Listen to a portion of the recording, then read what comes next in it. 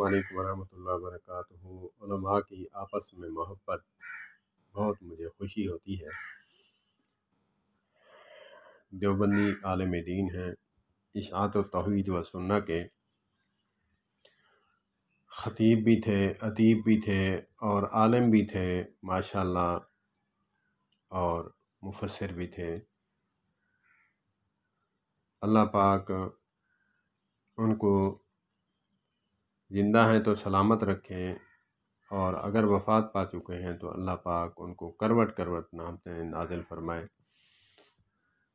अल्लामा एहसान इलाही ज़हीर नव्वर अल्लाहु मरकदहू, जो कि अहले हदीस हैं, उनके बारे में फरमाया करते थे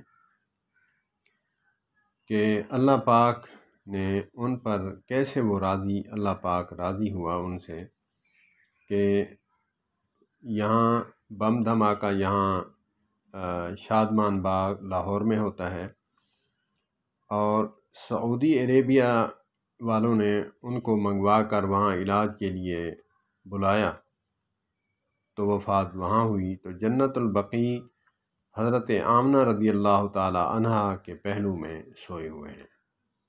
तो वो फरमाते हैं उनकी दुआ का समरा है कि एक मरतबा हम जो है इकट्ठे हज उम्रा करने गए, तो वहाँ खड़े थे, दुआ के लिए गए, सलाम पढ़ने के लिए गए, तो वहाँ पे उन्होंने निशान लगाया था कि अल्लाह मुझे इस जगह पर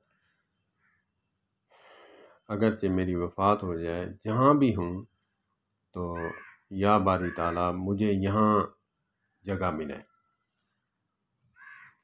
तो मौलाना ने फरमाया कि इस ख़त्म नबूवत की बरकत से ख़त्म नबूवत पर भी उनका बड़ा काम है, किरदार है।